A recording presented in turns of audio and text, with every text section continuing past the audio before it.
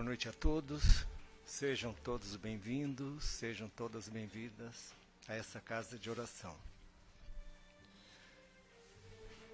Vamos elevar nosso pensamento a Deus, a Jesus, nosso Mestre, a cúpula espiritual do Círculo da Luz, aos nossos mentores, trazendo sempre a presença e a imagem de Jesus, trazendo-nos a paz, trazendo-nos a luz que nós tanto precisamos nesta caminhada. E é com essa serenidade, com essa paz, que vamos fazer a oração que Jesus nos ensinou. Pai nosso que estais nos céus, santificado seja o vosso nome. Venha a nós o vosso reino, seja feita a vossa vontade, assim na terra como no céu. O pão nosso de cada dia dai-nos hoje. Perdoe nossas ofensas, assim como nós perdoamos aqueles que nos têm ofendido. E não nos deixes cair nas tentações, livrando-nos de todos os males, pois vós sois o reino, vós sois o poder e a glória para sempre. Que assim seja. Ainda envoltos nessa vibração de paz e de luz, em pensamento, vamos fechando os nossos olhos, vamos até os nossos lares, percorrendo todos os cômodos que lá existem, trazendo em nosso pensamento aquelas pessoas que lá convivem. Vamos até o nosso local de trabalho. Vamos vibrar com os nossos colegas de trabalho, levando essa paz, levando essa harmonia, levando essa tranquilidade que estamos sentindo nesse momento. E vamos trazer dos nossos lares, do nosso local de trabalho, tudo aquilo que está impedindo o nosso crescimento moral, aquilo que está impedindo o nosso crescimento espiritual.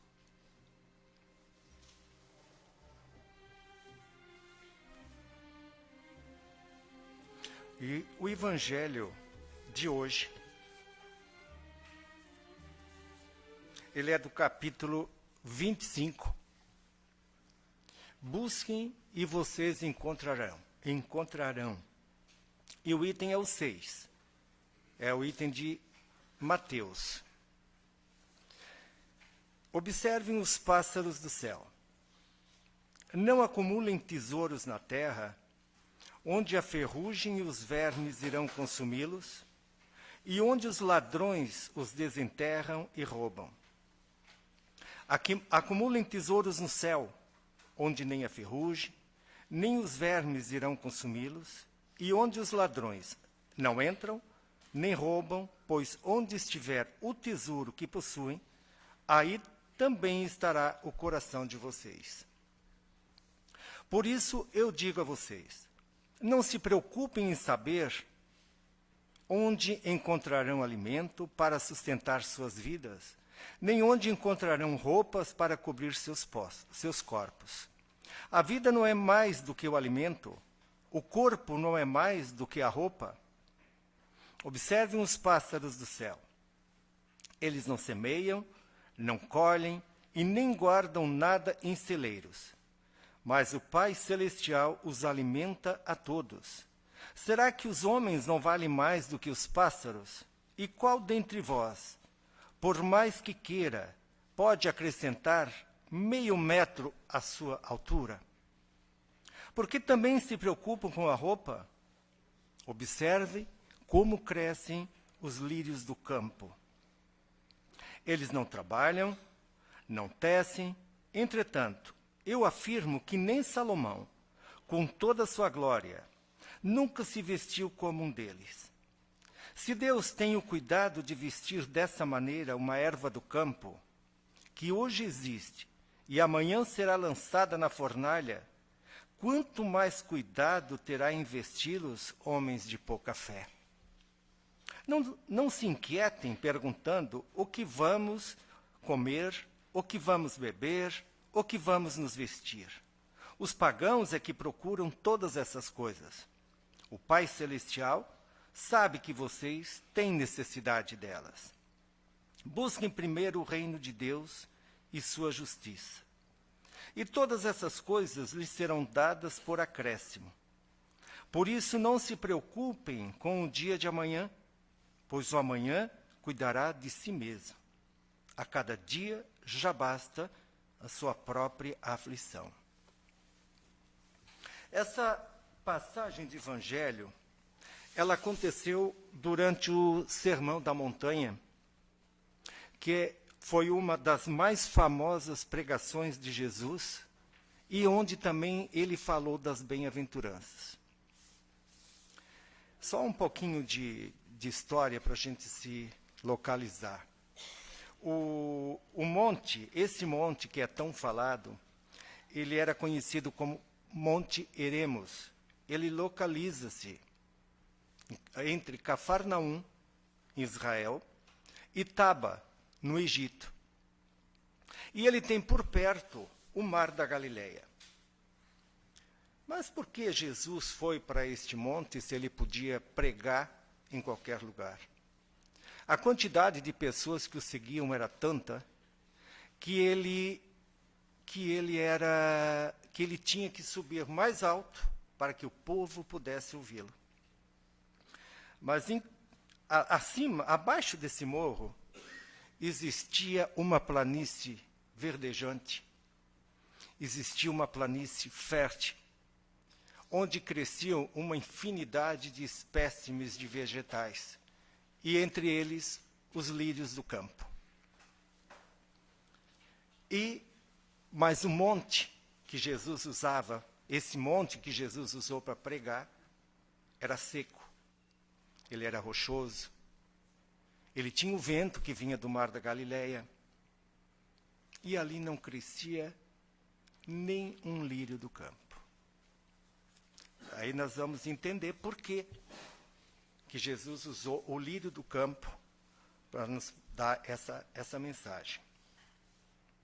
Nessa mensagem, Jesus ele se refere à preocupação que nós, homens, mulheres, temos com o dia do amanhã. Sempre alimentando pensamentos conflitivos, aflitivos, pensamentos angustiosos pela falta de esperança, pela desconfiança no amanhã, pela desconfiança no futuro. Nós estamos sempre preocupados com o que pode acontecer com a gente, o que pode acontecer com a nossa família, pelo que pode fugir do nosso controle, deixando-nos envolver por propostas que dizem que traz a felicidade.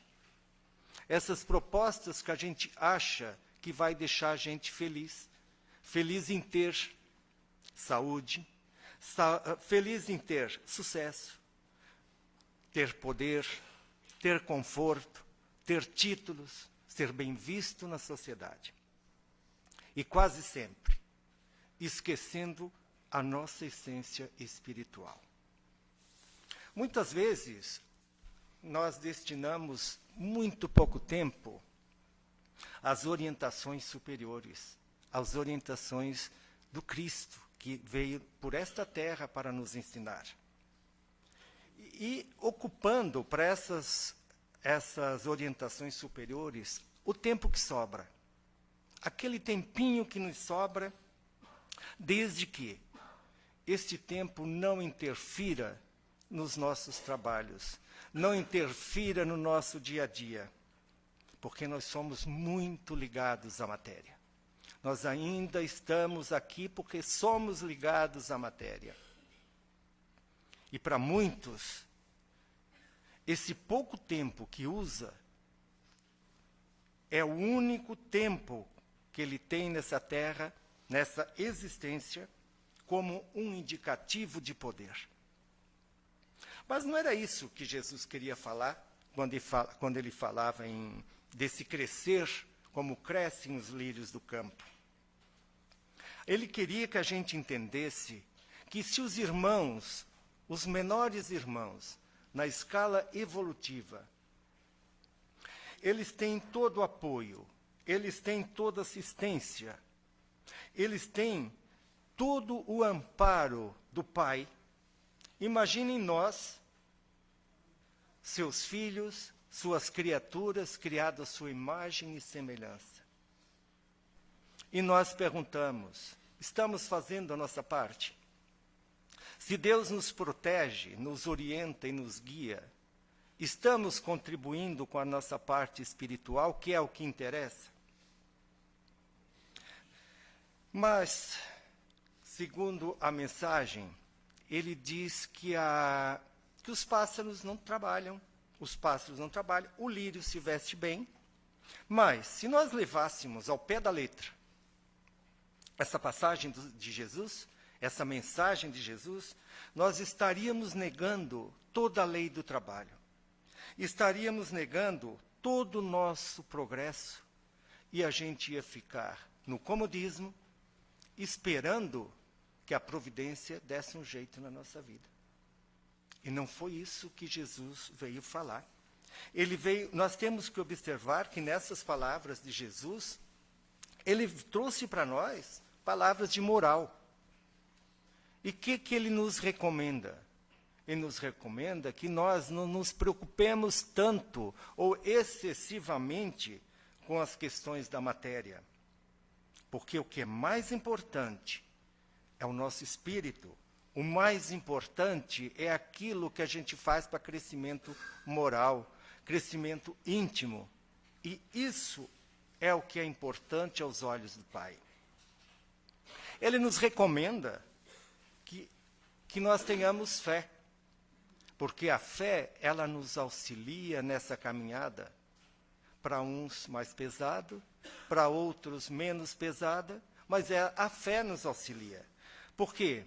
Trabalhando nesse sentido, enriquecendo o nosso coração com atividades nobres, exercendo o perdão, a compreensão, arremalhando a bondade, isso vai enriquecer cada vez mais o nosso coração.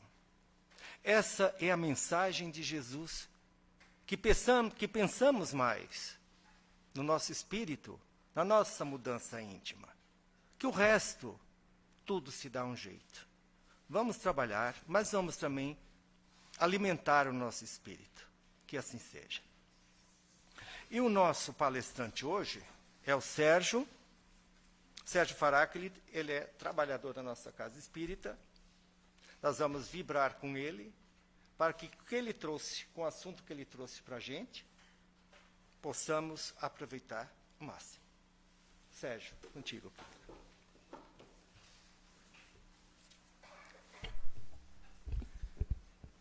Boa noite a todos. Que o amor de Jesus esteja em nossos corações. O tema da noite de hoje, para a nossa reflexão, é a fé. Fé inabalável.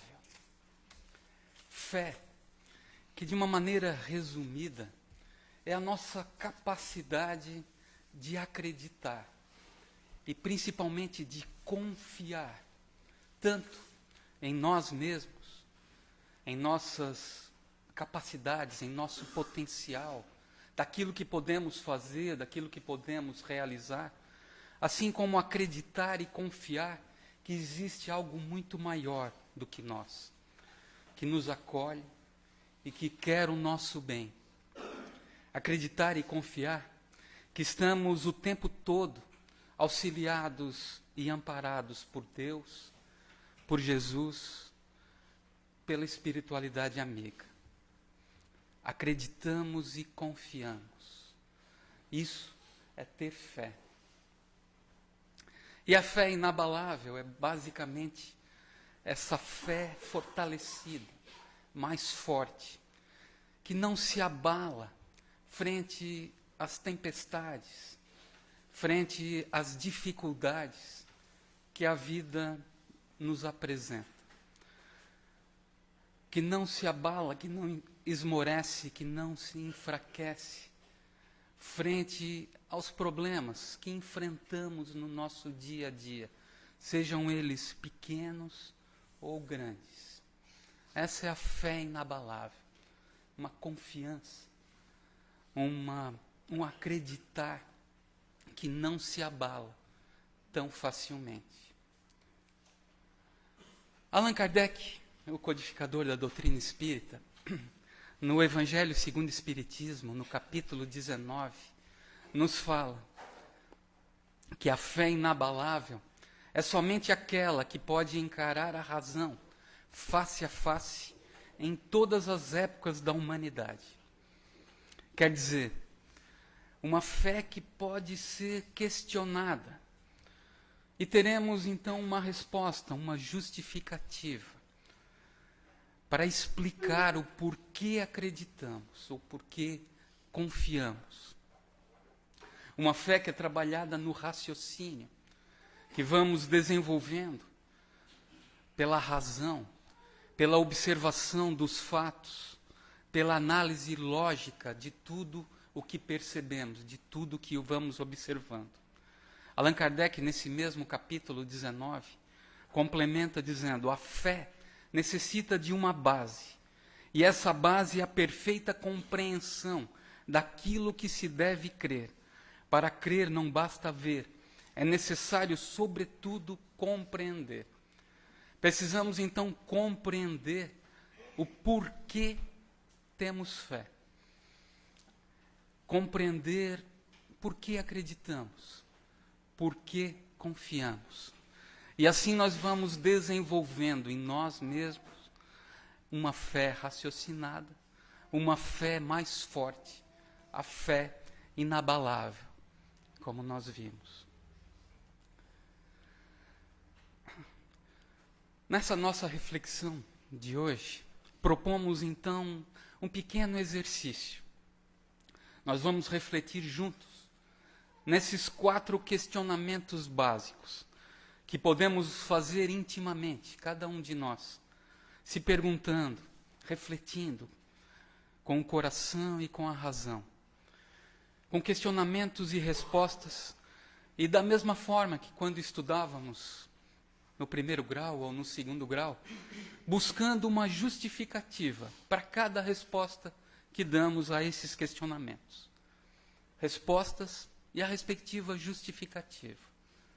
Tenho fé em Deus, tenho fé em Jesus, acredito na existência da alma, do espírito, acredito na reencarnação. Por quê? Justificando cada uma delas. Sim ou não, por quê? Vamos refletir, aproveitando a instrumentação, o esclarecimento que a doutrina espírita nos dá, e assim buscar trabalhar em nós mesmos uma fé mais baseada na razão, mais embasada na razão, na compreensão daquilo em que realmente acreditamos. Iniciamos então pela primeiro questionamento. Acredito em Deus? Sim ou não? Sim. Por quê? Não. Por quê? A doutrina espírita nos diz, no Livro dos Espíritos, na resposta à questão número 4, que a prova da existência de Deus pode ser encontrada num axioma que aplicamos às nossas ciências. Não há efeito sem causa. Procurai a causa de tudo que não é obra do homem, e a vossa razão responderá. Procuremos então observar na natureza, no universo, tudo que não é obra do homem. E vejamos o quanto é necessário de inteligência, de planejamento, para se criar o que nós percebemos com nossos olhos. Apenas o que percebemos com nossos olhos.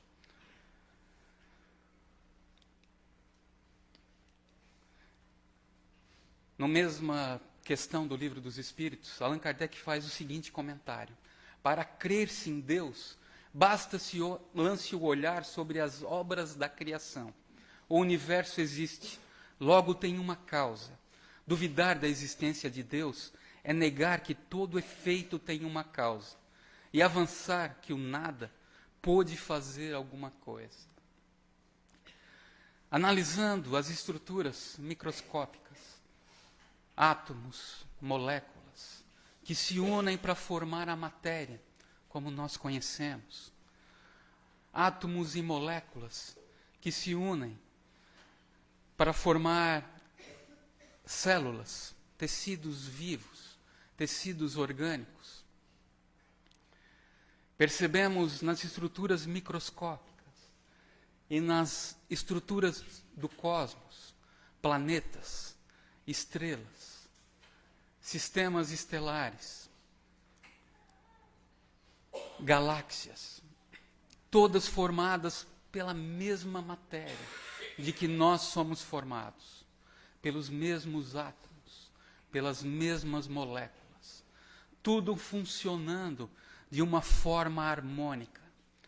Imaginem agora a inteligência necessária, grandiosa, para que isso exista dessa forma. Como poderíamos imaginar que o nada pudesse se transformar em algo tão grandioso, tão perfeito em sua harmonia, tão funcionando de maneira tão maravilhosa? Da mesma forma, percebemos nos seres vivos, funcionando, se desenvolvendo, progredindo, células vivas, que dentro dessas células, no núcleo, trazem o DNA ou o RNA, o código genético, a hereditariedade, formado por moléculas também, de carbono, de hidrogênio, de oxigênio, de nitrogênio, formando as bases nitrogenadas, que pela disposição dessas bases nitrogenadas, pela quantidade dessas bases nitrogenadas, determinam as características físicas, as características funcionais, orgânicas, das células, dos tecidos e dos seres vivos. Imaginem a inteligência necessária para que tudo isso funcione de maneira tão maravilhosa, tão especial, tão perfeita, como nós vemos. A diferença entre uma árvore e uma onça e um pássaro é apenas a disposição dessa herança genética. Pequenas diferenças microscópicas. Quem poderia ter planejado tudo isso? Vemos na natureza e no universo um padrão matemático, estudado por matemáticos de todos os tempos, Pitágoras, Fibonacci, que observam dessa forma espirais.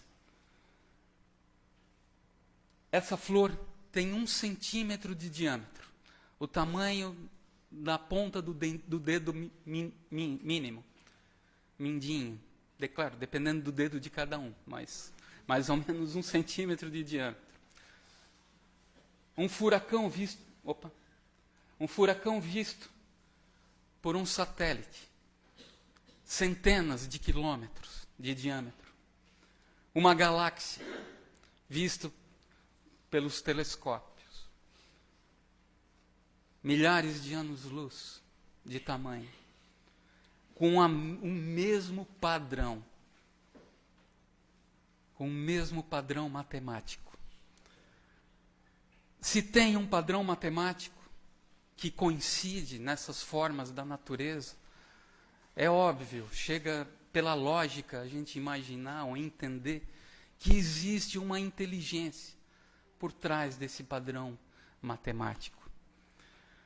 Uma inteligência superior, que não temos nem como entender, como imaginar, infinitamente superior a nós, que buscamos aos poucos compreender o que ocorre na natureza e no universo. Vamos percebendo então que nada acontece por acaso, que tudo no universo tem uma razão de ser. Tudo. Nada é por acaso. Desde o átomo, das estruturas subatômicas, até as maiores estruturas nas galáxias, no universo. Tudo tem a sua razão de ser e funcionam perfeitamente, como um grande motor. Seguindo então no nosso questionamento, na nossa reflexão da noite. Acreditamos em Jesus?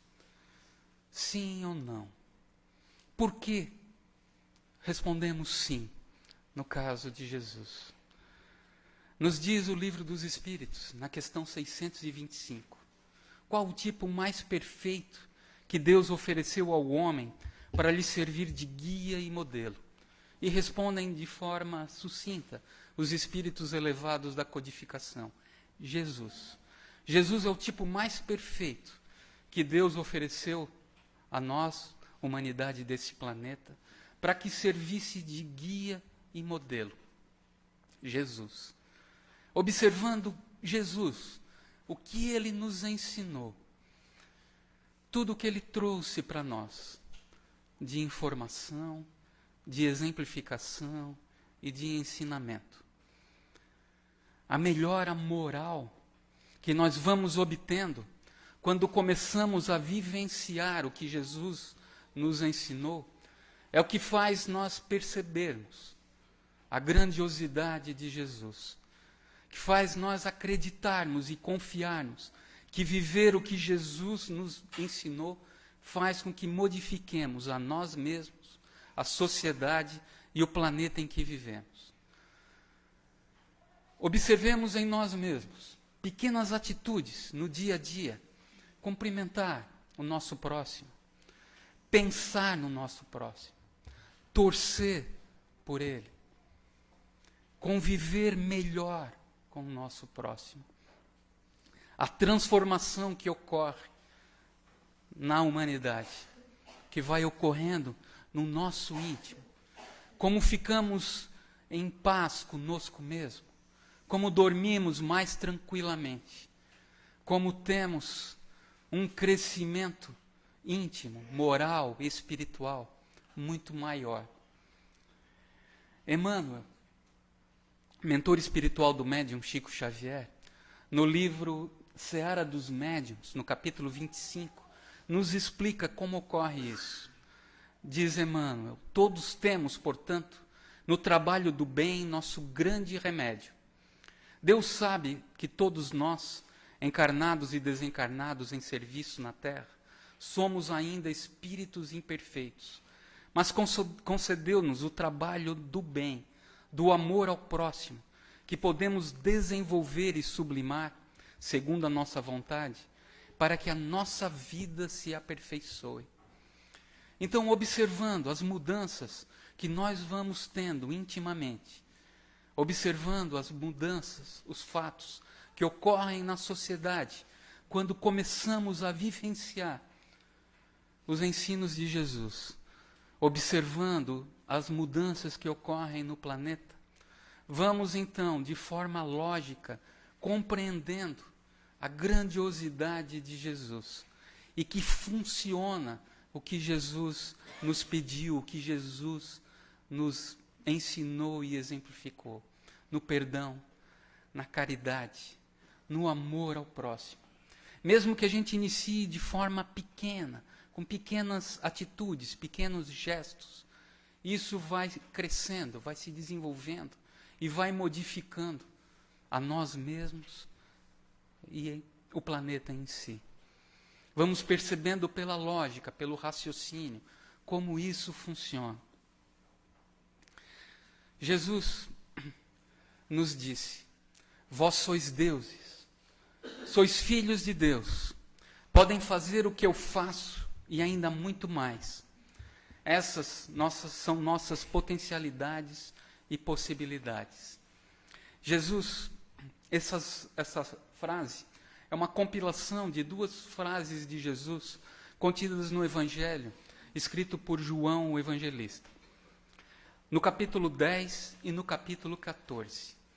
No capítulo 10, Jesus estava no templo de Salomão e foi cercado por frequentadores do templo que começam a conversar com Jesus e chega um certo momento, um debate mais acalorado. E eles pegam em pedras nas mãos e ameaçam Jesus de apedrejamento, porque Jesus havia dito que era filho de Deus.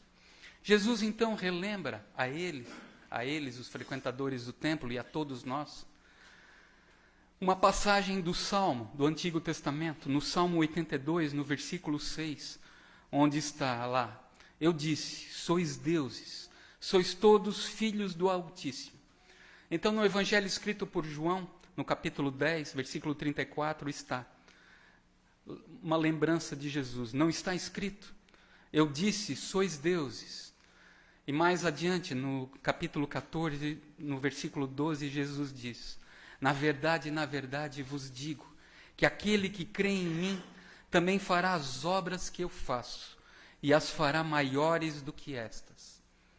Jesus, então, compilando, disse: sois filhos de Deus, e podem fazer o que eu faço, e muito mais.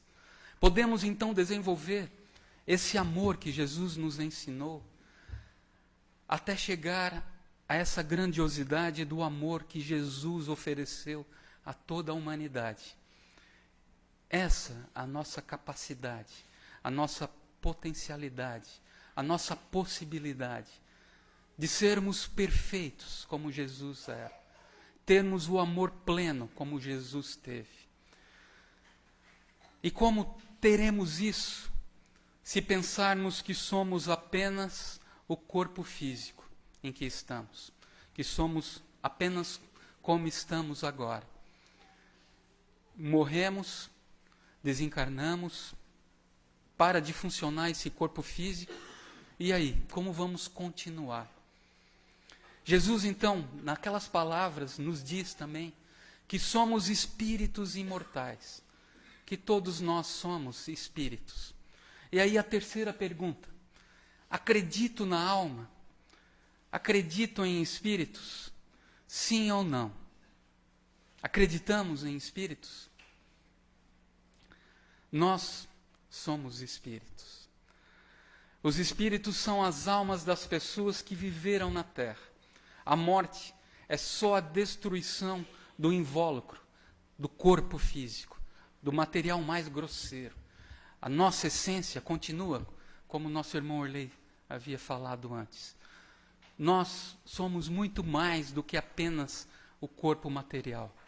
Nós somos espíritos, somos almas. Alma é o espírito encarnado, quando é encarnado. Temos como provar, como analisar que existe o espírito. Nós temos o exemplo dos gêmeos univitelinos. É algo que podemos analisar pela essência dos gêmeos. Eles têm o corpo físico exatamente igual. A herança genética, a carga genética do DNA, 100% igual. Os corpos têm a carga hereditária que receberam dos pais, idêntico, igual. Pois só havia um espermatozoide e um óvulo que se dividiam em dois. Gêmeos univitelinos. Quem já observou os gêmeos, quem já conviveu com gêmeos, percebe que eles muitas vezes têm personalidades completamente diferentes. Uns são mais extrovertidos, outros mais introvertidos, tendo a mesma herança genética. Muitas vezes a gente diz que um filho, puxou o pai, é teimoso. Esse puxou a mãe, é mais carinhoso. E assim por diante. E nós percebemos que essa característica da personalidade não se herda pela herança genética. Não é herança genética. É simpatia espiritual por determinados padrões. Percebemos isso pelos gêmeos univitelinos e pelo estudo dos gêmeos. idênticos. Trouxemos exemplos de figuras de gêmeos. É claro que a Glória Pires não tem uma irmã gêmea, mas uma novela, acho que de uns 30 anos atrás, acho que Mulheres de Areia, trouxe ela fazendo o papel de duas irmãs e que tinham uma personalidade completamente diferente. Uma era má, né, na novela, claro, e outra era boa. Só para demonstrar essa diferença de personalidades. Se a personalidade é diferente, quem traz a personalidade? Quem oferece a personalidade? A diferença nas pessoas, mesmo com um corpo físico idêntico. É claro que existe algo mais. É o Espírito que anima esses corpos, que dá a personalidade, que dá a característica real de cada um. E aí percebemos que existe algo muito maior do que apenas o nosso corpo físico. Esse é apenas um exemplo. Temos as comunicações mediúnicas. Chico Xavier, Divaldo Pereira Franco, os dois maiores médiuns aqui do Brasil, do planeta, provavelmente. Quantas comunicações consoladoras o Chico trouxe para mães após a perda de seus filhos, o retorno deles ao plano espiritual. Quanto esclarecimento Divaldo Pereira Franco, o próprio Chico nos traz em suas páginas, em seus livros psicografados. Comunicações mediúnicas, comunicações de espíritos, provando que existem espíritos, que existe a alma. Milhares de consolações foram trazidas pelo Chico, pelas comunicações mediúnicas do Chico. Comunicações que traziam detalhes que só as famílias conheciam. Provas que o Espírito, provas de que há muito mais do que apenas o corpo físico. E assim, chegamos à quarta questão, o quarto questionamento. Acredito em reencarnação? Sim, não. Por que acreditamos? A reencarnação significa o retornar do espírito a um ciclo de renascimento em um novo corpo material. Allan Kardec, no Livro dos Espíritos, na questão 167, pergunta aos espíritos elevados da codificação qual é o objetivo da reencarnação. E os espíritos respondem: expiação, melhoramento progressivo da humanidade. Sem isso, onde estaria a justiça? A reencarnação, então, é uma grande oportunidade de aprendizado a todos nós, espíritos. Nós vamos crescendo, progredindo, aprendendo, tendo novas experiências. Evidências da reencarnação, que podemos analisar, que podemos observar no nosso planeta e assim analisar de forma lógica. Temos a regressão da memória. Estudos feitos com a regressão da memória por psicólogos, por psiquiatras, em casos específicos que são recomendados. A doutrina espírita não recomenda que seja feita de forma grande, de forma sem um cuidado especial, a regressão da memória. Mas é feita praticamente no planeta todo, no mundo todo. Livros escritos por um médico americano chamado Brian Weiss, que escreveu o primeiro livro sobre isso, Muitas Vidas, Muitos Mestres. Um médico que estudou, um psiquiatra que estudou a regressão da memória e assim comprova a reencarnação pelo estudo dele. Temos o estudo das ideias inatas, feito por outro médico chamado Ian Stevenson, que é canadense, médico psiquiatra também, que estuda casos de crianças com pouca idade, 4, 5 anos, que de alguma forma ainda relembram uma existência anterior. Ele investigou e escreveu também vários livros. O primeiro dele, 20 casos sobre reencarnação, 20 casos sugestivos de reencarnação. Ele estudou mais de 3.000 casos de crianças que lembravam de detalhes da existência anterior. Muitos ainda com parentes que eles relatavam, vivos, encarnados, que eles ainda lembravam, encarnações quase que logo em seguida do desencarne, que eles ainda lembravam da existência anterior e de detalhes, estudado e colocado em livros por estudiosos, por cientistas canadenses. Temos o enfoque mediúnico, as comunicações mediúnicas. Da mesma forma, livros escritos, Chico Xavier, Divaldo, nos esclarecendo, colocando, explicando como ocorre a reencarnação.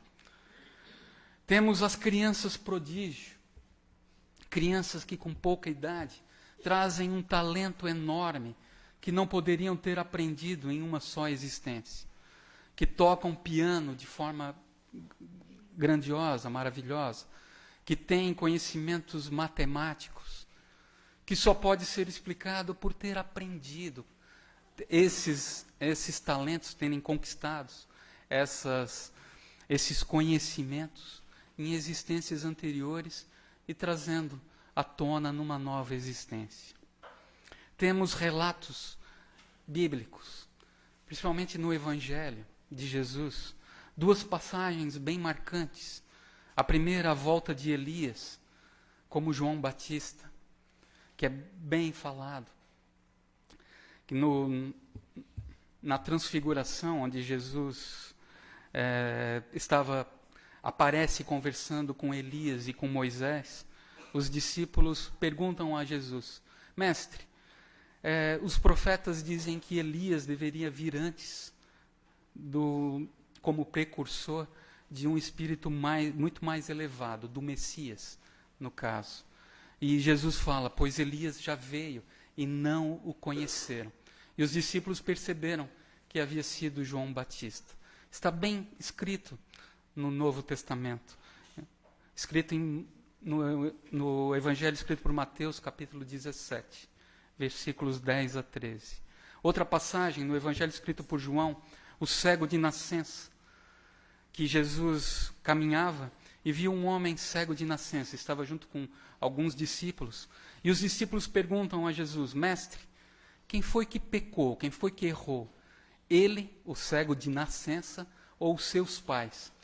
Se os discípulos perguntaram, não vamos entrar no que Jesus respondeu, mas se os discípulos perguntaram se o cego havia pecado antes dele nascer, só poderia ter sido uma existência anterior. Demonstrações de que Jesus conhecia a reencarnação e falava abertamente da reencarnação com os seus discípulos. Apenas está um pouco velado nas Escrituras, no Novo Testamento, e que necessita, então, de um esclarecimento maior que a doutrina espírita nos traz. Mas a grande lógica da reencarnação, nós vamos perceber pela justiça de Deus. Nos diz Emmanuel no livro Caminho, Verdade e Vida, no capítulo 108. Unicamente a reencarnação esclarece as questões do ser, do sofrimento e do destino.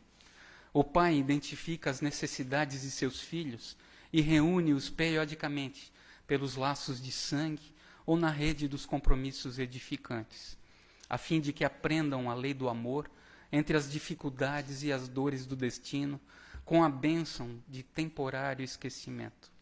A justiça e a bondade de Deus, que permite que retornemos ao planeta para melhorarmos, para progredirmos, para ganharmos experiência, para aprendermos mais, para reajustarmos as nossas condutas junto aos nossos irmãos, para ajustarmos as condutas, para aprendermos a amar, para aprendermos a lei de amor.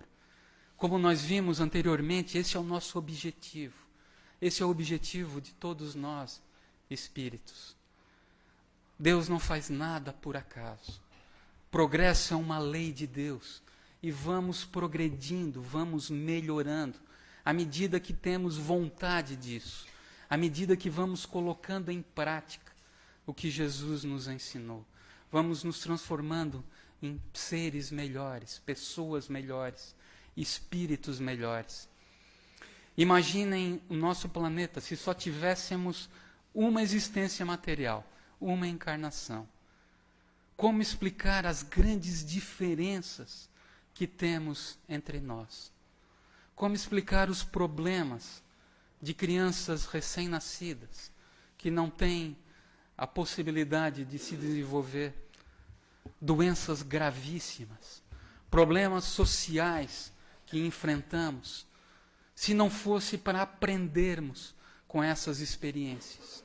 Como explicar um Deus infinitamente inteligente, grandioso, bondoso, que vimos que no universo ele não faz nada por acaso?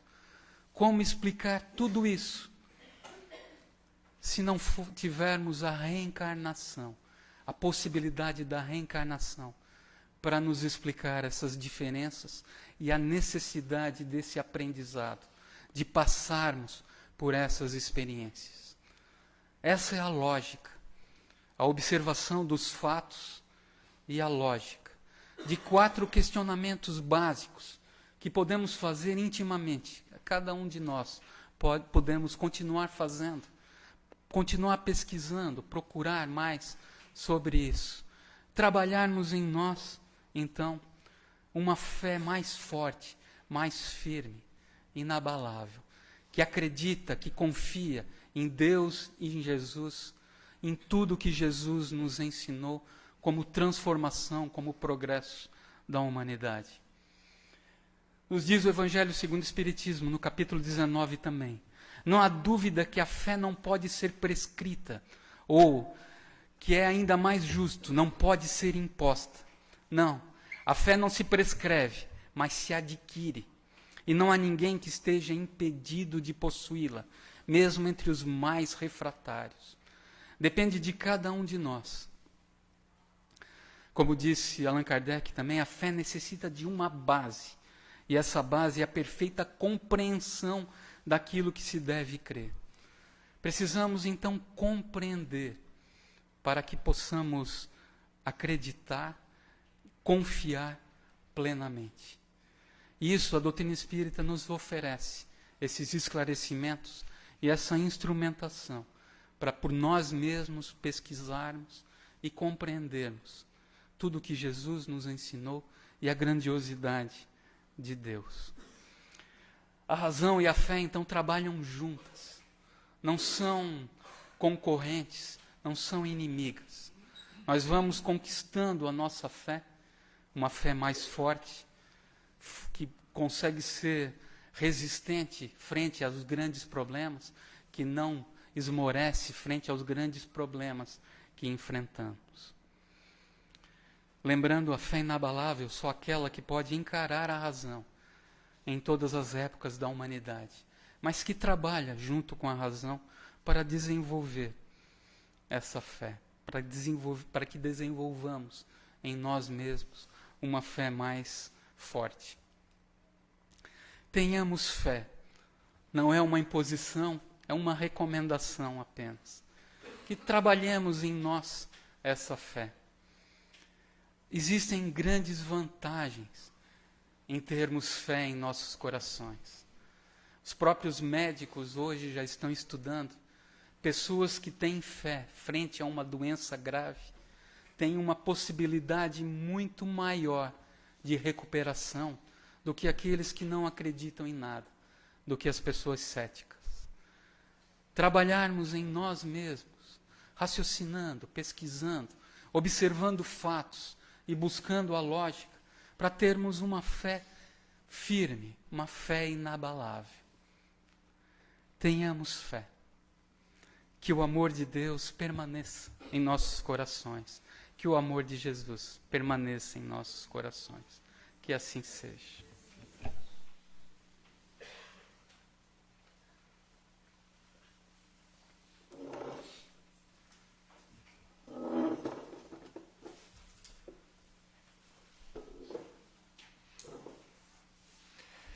Obrigado, Sérgio, nosso irmão querido.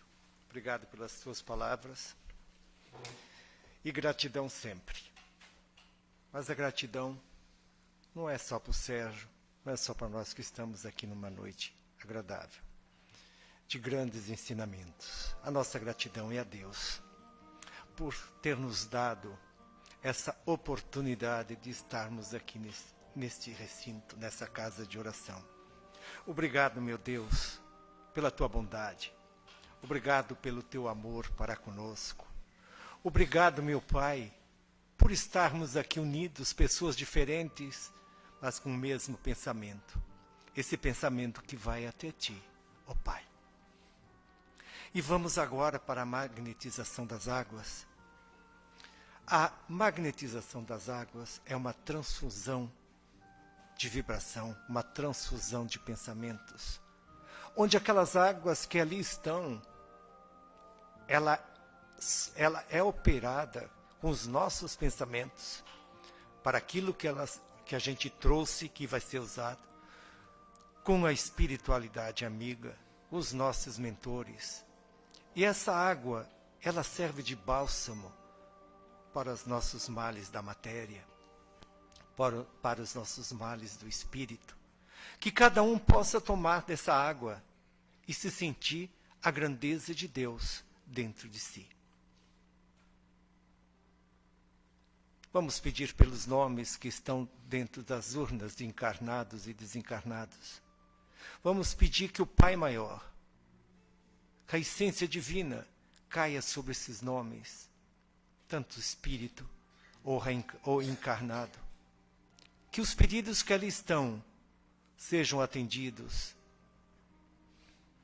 Pai de amor e de misericórdia, pedimos às crianças do nosso Brasil, as crianças da Síria, as crianças da África, as crianças do mundo, que sofrem precocemente as injustiças dos homens, porque a tua justiça é sábia. Pedimos aos nossos idosos abandonados, tantos idosos abandonados em asilos, sem visitas de filhos, sem visitas de ninguém. Pedimos por eles, Pai. Pedimos pelas pessoas que estão hospitalizadas, sofrendo, aflitos e muitas vezes sem fé alguma. O Pai de amor, olhe por nós, auxilia-nos nas nossas fraquezas, ajude-nos a fazer essa caminhada na paz, na justiça, no perdão. Mestre Jesus, orienta-nos com as tuas palavras, orienta-nos com os teus ensinamentos. E assim, envoltos ainda nessa vibração, vamos para o passe coletivo. O passe é uma luz magnânima que vem caindo sobre nós, sobre a nossa cabeça, pelo topo da nossa cabeça, enchendo de energia, enchendo de luz cada célula do nosso corpo, cada tecido, cada órgão, enfim, enchendo-nos de vibrações positivas. Essa luz que nos dá força, que nos dá coragem para enfrentarmos os nossos dias de hoje. E equilibrando nosso espírito com a nossa matéria, podemos ter a nossa caminhada mais leve, mais suave. Recebemos, pois, essa luz divina.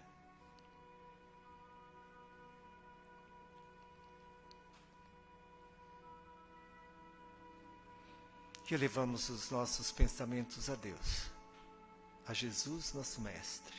Agradecidos pela noite de hoje, agradecidos pela palestra do Sérgio, agradecidos pela presença de vocês e já convidando-os para quinta-feira, nossa próxima palestra. Agradecemos com Pai Nosso, que estais nos céus. Santificado seja o vosso nome. Venha a nós o vosso reino. Seja feita a tua vontade, assim na terra como nos céus. O pão nosso de cada dia dai-nos hoje. Perdoe as nossas ofensas, assim como nós perdoamos aqueles que nos têm ofendido. E não nos deixes cair nas tentações. Livra-nos de todo o mal. Que assim seja. Um bom retorno a todos às suas casas e levem Jesus em vossos corações. Que assim seja.